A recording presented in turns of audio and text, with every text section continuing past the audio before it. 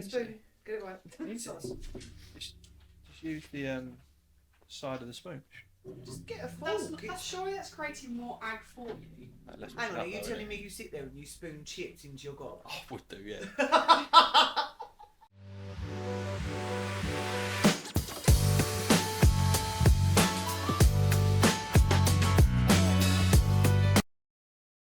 So, the importance of including a salary in the job description. Go on, it's an important debate, really, isn't it? Let's be honest. There's people for, and there's people against. I am for, personally. Yeah, I mean, I would sit on the fence, but I'm more against than for.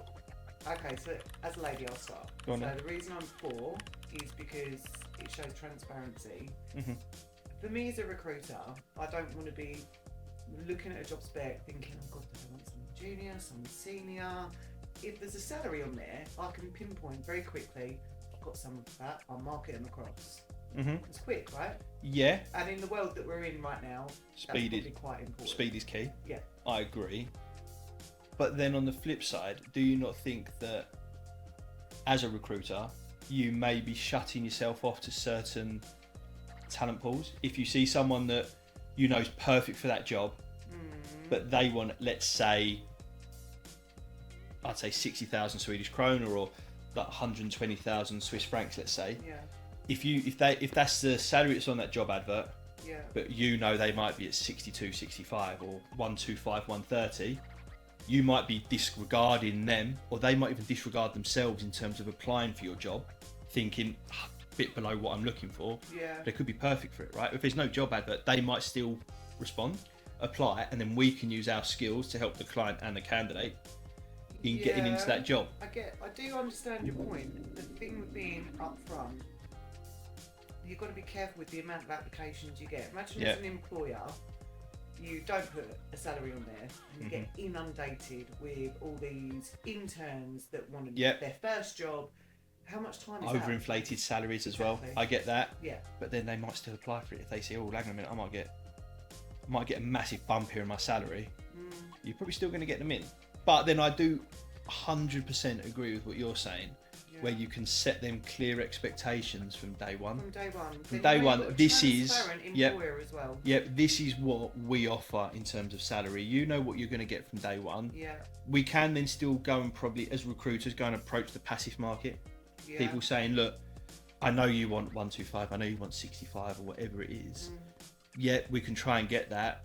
They've set the bracket at 60, but then I suppose that also probably comes down to another topic that no doubt other consultants will talk about, which is the quality of job orders that we take internally, because that's then down to us to ask how high or you know, how rigid is that bracket. How much do we push that bracket anyway? As a recruiter, we go, look, I know you can only pay this, but I've got this guy that wants just a little bit more. We do it all the time. And it comes down to package as well, right? So maybe the middleman here, or middlewoman, should be, this is the bracket we're looking at, but we're open to either or. So if an employer could brand themselves being transparent of, this is the bracket that we're ideally looking to hit. If you are above or below that, still reach out to us. Yeah, and I think you know, you still get the people that will probably chance their arm. Yeah, of course they will. And also you probably would still get them people who might be over that salary level, but actually interesting business, interesting project, good tech stack as well. Yeah. I think you'd still get them people you would potentially applying for it. For me, if I was that hiring person and I had, you know, say current situation, I consider someone maybe on budget if they were really, really good. Yeah. And then I think, like we said, that comes down to us as recruiters, right? And us actually helping that client try to get someone in budget, but also use, you know, our expertise, right? That's what they pay us for. Yeah. They pay us to be the expert in front end in Switzerland, in data in Sweden, or whatever markets we're in, right? They pay us that fee to be that expert in terms of if they have that salary range. Yeah. Are you actually going to find the person that you want? Yeah. You know, from our experiences, we've been here a long time. How many times have we had it where a client has said, you know what, I want a senior developer, but I'm not going to pay more than 110, 120, and we're like, you're going to be hard pushed to find it. If that's on that job advert, that's our first way of going. That's why you're not finding anyone. Yeah. pitched a senior front-end Yeah, developer that's a good point, to be fair. in Switzerland. We'd be out of a job, wouldn't we? Yeah, we would. But also, they're going to be like, no wonder you haven't found that person yet. Yeah. The reason you haven't found that person is the advertised range is so low for what you're offering. Yeah, agreed. And then obviously that's then when we can give our advice, our help, and help that business move on. I like it. One thing we haven't covered. Done, bye! One thing we haven't covered is though, do you think, and this is a very maybe a bit of a controversial topic, right? But do you think by adding the salary on a job advert, it could cause internal problems for that client? Yes, and I agree with, right, because I've had this. Yep. So I've got a very big key customer that I work with, and we had a couple of instances where we were obviously advertising those jobs, including the salary. Yep. And employers within those teams that we were recruiting for were reaching out to their directors going, that's our company, right? Yeah. I don't earn that much money. Yeah. And it was a little bit of an uproar, to be fair. So with that particular customer, we cannot show the salary. Yeah, I've had it For in that Sweden. The hiring manager actually approached me and said, "Can you take that job advert down? Yeah, Because you mentioned a salary, and I've had 3 people come to me asking for increases." And you know, we use exactly like we've just spoken about. It attracts people to you. Yeah. Right. You've got to show that you pay well and you pay fairly. You know, if they don't pay well, we're not going to include it, right? But if they're a good payer and it's paid fairly, then we're going to include it. Yeah. And we have that same thing of then that's then caused internal problems for that client. As well, doesn't it? Exactly. So I do think that when including a job, a salary on a job advert, I think we've probably both agreed that you should do it. You should probably also sense check that you're not offering 10-15% more than someone's on your company. You know, maybe 5%. I think people can probably admit there's probably a 5% discrepancy between people at similar levels. Most people would know that anyway. Exactly. So what's your stance on, so as recruiters, Yep. do you hide the salary when you advertise? Do you keep the salary? Does it depend on what the client wants? First and foremost, I think it depends on what the client wants. Yeah. If they're happy for us to advertise a salary, then I'm probably going to advertise it. Do you ask? So when you're qualified, yes, we ask if we can provide salary information. Exactly. Before then, I was like, no, I'd advertise it because the salaries that we were getting were actually very good compared to what the market was paying. Yeah, exactly. Okay. So actually, you're going to want to put that out there because you're saying not only have we got an exciting opportunity with company A, they're also paying very well, right? Since I had that issue where I was told to take all my job adverts down and not post salaries, now it's a question, can I post this salary information? Yeah. Or if I'm going to post salary information, what range should I use? Okay. And then that one's actually quite good. Then they come to me and say, well, you can post that we can pay up to 60, but if you find someone above up to 65, we can take them. But we can't go above 60,000 a month, right? Yeah. So that is now a question that is asked. So what do you do in the instance when you have a client that is going, hey look, we're not the biggest business out there, we're not Google, we're not Apple, we really need someone, we need your help, but we can only afford to pay this, and you flat out know that that's below market average, then what do you do? Do you advertise salary or not? No. I'd probably say no. Okay. Reason being is, in that point, it comes then down to educating that client and saying, you're not going to find anyone. You're not paying enough. You know, exactly. We'll still look at it and we'll still try to find you someone. You're not a priority. But I could probably say from now, unless I find that 1% of talent that is going to be looking, it's going to be very hard for you to find that person. Yeah, of Right? course. But we'd still work it. Because then I think when we can then provide that company with the stats of how many people we've spoken to, what we've done, where we've looked, that then says, Mr. Client, you need to pay more. Yeah, I think that's actually when you've done that much research. And I think, as well.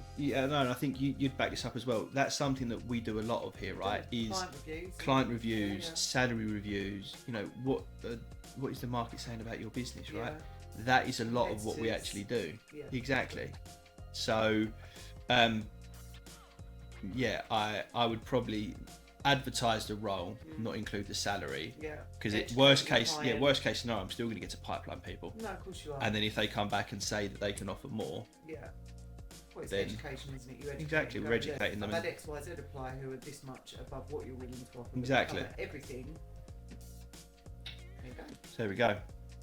So we obviously spoke a lot about the salary on job adverts. Now I also think, whilst we're on the subject of job adverts, it's probably quite a good topic to talk about clear hiring demands, clear requirements, clear experiences and expertise in what they're trying to find. How do you find the job adverts from clients? Do you find they do give you something clear, or do you find sometimes they're too wishy-washy for you to find that best person for them? I'll be honest, when I'm looking at job specs, I scroll past, not to know it's not a recruiter, I'm scrolling past everything and I'm just going to the qualification bit first. Because for me, I need to know that A, I've got a network for what they need. B, I understand what they need technically at least. Because everything else you can ask, right? Responsibilities, culture in the office, is there an age bracket? Is there a gender diversity? Do you need more females? However that may be. Those qualifications are the key. And if they need 5 years in cybersecurity, but it's got to be CISO qualified or certified, I need to know that first. So that's what I look at first. It's amazing what you see on these job requirements. Have you ever been looking at a job ad and the qualifications are like wanting everything? Everything. I've seen job ads before where they're like, can you find me a mix of a DevOps engineer, security engineer? Someone's got cloud, someone's got X, Y, and Z. It's like you're asking for 5 people. But at least when you've got that bulk qualification and you do speak to that client, you can go, look, I'm going to be really honest with you. You sell your company really well. I love how you're doing X, Y, Z because you can do your research beforehand. But you are looking for. Why do you think they do that though? Why do you think they put everything? Some companies do. Some companies are actually, the requirements are very spot on. And they give you exactly what you're looking for. And like you say, that is that light bulb moment to say, bang, candidate A, perfect for this job. In my network, know who they are. But on the flip side, you have, like you said, them companies that ask for everything. Absolute wish list. Why do you think they do that? I think, if I'm honest, from the research I've done, those companies are the smaller companies. So they've obviously got smaller teams, smaller foundation. So I think if I can double up with one person that can do all of this, I'm a money saver. That's the ultimate thing. They want to save money. But do you then, and again, like in the nicety of a debate, shall we say? Do you not then think they're going to compromise one, quality? Two, they maybe don't understand their strategy or their roadmap of where they want to go. Because if you say, and let's just take it internally because we both hire into our teams, right? So it's very easy to talk about that. We have a new desk open. You know exactly what that consultant's going to go and do. Number one, exactly what profile you need. At least down to, have they got recruitment experience or not? If not, what sales experience have they got? How many years of experience have they got? So you know that already. You're not going to have this big, even if you were opening up a brand new team or brand new desk, you wouldn't be having this wish list like this. You'd have this wish list because that's your strategy and your roadmap. So when you've got that big, long section of text, you use that for. That's a positive for me because I can then call that client and go, Mr. Client, really want to help you. I bet you're struggling. And they go, yeah. I'm like, do you know why you're struggling? Well, we're getting applicants, but they're not really hitting what we need. Like, do you know why that is? Because you have a wish list. You're never going to get that. I love nothing more than educating clients when they're trying to overcompensate to fill a void. And all you've got to do is have the confidence to go, look, you'll certainly be able to find A, B, maybe C. You're not going to find D and F and G as well. And it's about educating them. And say, look, you might need to hire 2 people for that. Can you afford to do that? Is that in your budget? Yeah, no, it could be. Right, bang, 2 positions open. Now I can get 2 headcount. It's all about educating. So sometimes I look at those specs and I go, oh my God, why have you done that? You're never going to find what you're looking for. But then I spin it and go, all right, let's see if I can educate them a little bit. And then on this point as well, we've spoken about clear requirements, how good or what we should include in that section. The bit that you skip across when you go down to that is the company. How could a company best sell themselves? in terms of that first section of the job advert? Because we skip past it as recruiters. We skip past but it if as you're a job recruiters, seeker, that's the bit That's that the you're first reading. thing that you So look first at. thing that you're reading is that bit. Any tips for clients in that section at all? I love it when they start with a question. Are you looking to change? About what they do. Yeah, I love that. Yeah. That's enticing. It buys you in. Yeah. So rather than going, we are a company that do X, Y, Z. I've used X, Y, Z a lot, but still, X, Y, Z, and we do this, and we are a team of this. Boring. I don't care. Yeah. Tell me about why I should work for you. And that's the key question there. I think that's one that gets Why should I overlooked. work for you? Yeah. What's in it for me? So yeah, when we're looking at that bit about what a company does, what a project is, it's about ultimately asking the question, why would someone want to apply? Why should I apply? What's in it for me? What's in it for me? Exactly. And that's something that's key. So anyone out there writing job adverts, ask the First question. 2 sentences are probably what's going to tie them in and go, ooh, that's interesting. Let me keep reading. Exactly. What's in it for me? Yeah, agreed. With remote working in Switzerland, it's not easy just to go, I could take anyone from anywhere. Yeah. Due to like legislation, law, and things like that, in Switzerland, it's EU, local. Yep. That's it. Sweden's a bit more open in that sense. So anyone moving over there in their first 2 years has to be sponsored by a company in terms of visa. Okay. But after 2 years, that visa changes in terms of actually being able to just tie to your job title, not to a company. So you can be like a software developer or an IT expert, whatever it is. Yeah. And then you can move on that visa. Oh wow. But I think this does cause another issue in terms of the relocators or the talent coming in not really being educated in terms of, like we spoke about earlier, salary demands. You know, what is a normal salary level? Like where should I pitch myself in terms of experience? You know, someone that's maybe 3-4 years experience, how much money should I really be earning? That's where you step in, right? That's where I step in.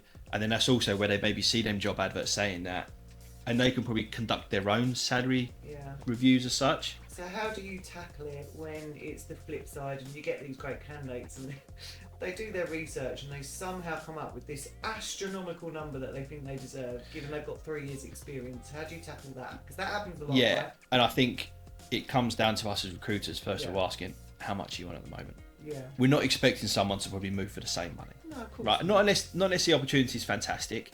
I think if you offered me the job to maybe go and work at Arsenal, I'd probably move for the same amount of money, right? Not the greatest team, but not the greatest team, but I probably would.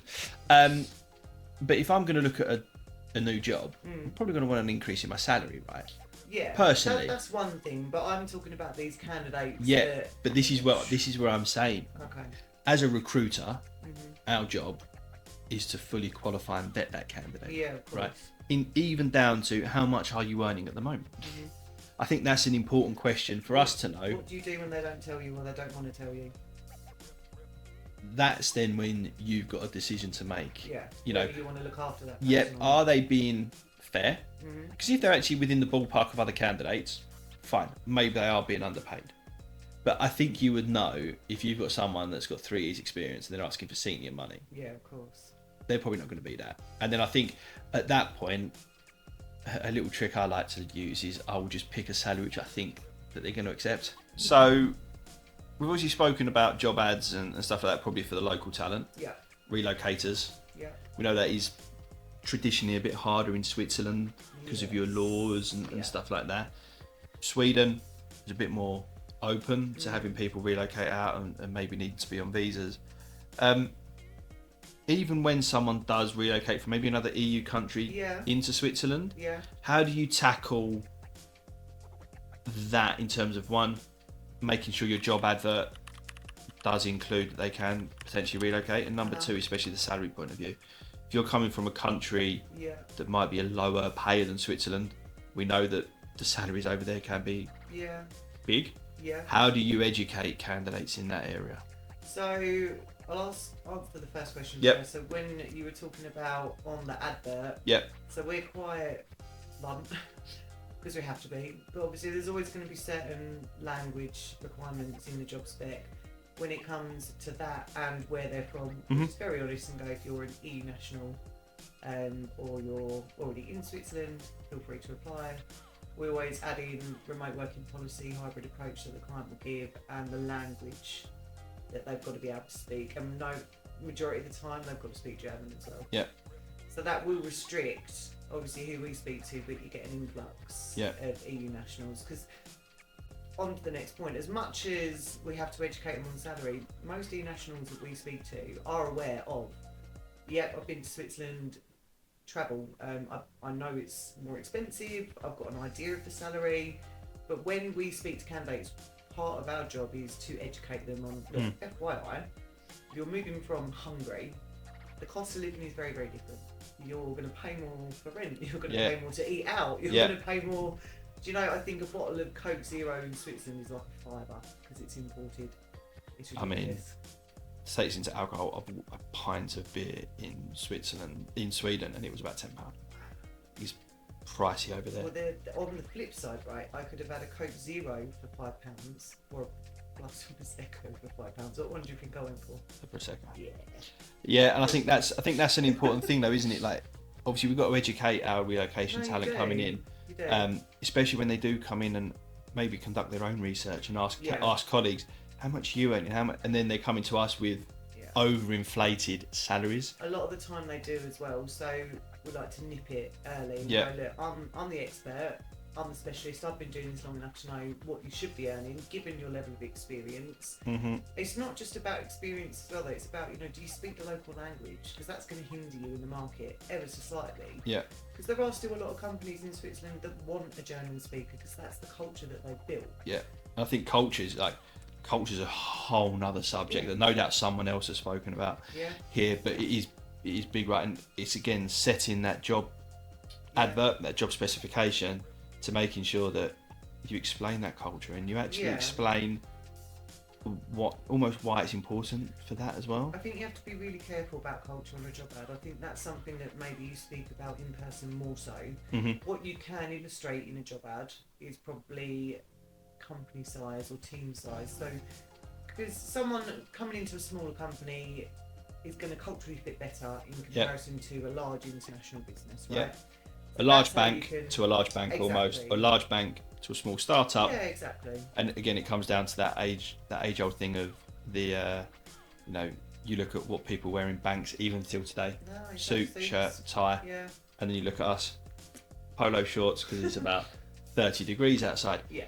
Someone coming from maybe a large bank would not fit in a culture like ours, and we probably wouldn't fit into their culture because it would be too corporate, right? Yeah, so, exactly. But definitely when we're talking about the relocators, it is a challenge to educate them, and making sure that your job advert, if you can take relocators, does open up to them.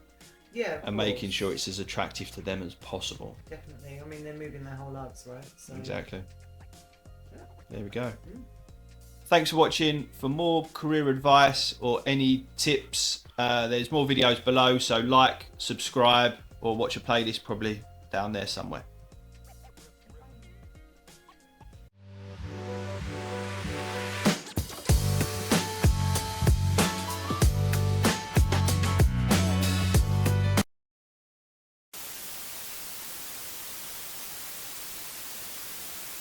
Exactly. And then... But I use that. I see that. I'm like, that's positive because I could walk. Just started to move. I can use that. For me, shall I start? Maybe, possibly. Yeah, because what you've got is you've got Maddie walking across. That's another blooper. Yeah. It was poor. So you literally just have the meringues are quite low in sugar and things like that, aren't they? Yeah, and on Slimming World, they are like what's egg whites? Hardly anything. Yeah, exactly. So get that. Yeah. I think the thing that probably whacked it up is the fact that a dollop of Nutella in the middle. So I've got a trick for you then. You said replace, is in Nutella replace. Replace Nutella. Skinny Food Company do chocolate, white chocolate spread without the oils in it. Also so it's good. Less calories. Yeah. Had that. Not quite Nutella though. You're greedy fucker. I mean, is there any reason I got up to 18.5 stone? You have lost a lot of weight. I know, 15, 12 now. As a What's in it for candidate, me? what is Why in it should for I me? apply? Why should I work with you? What are you doing? She's gone again. Thanks for watching. For any more career... I've done so well. Very well. Thanks for watching. For any more...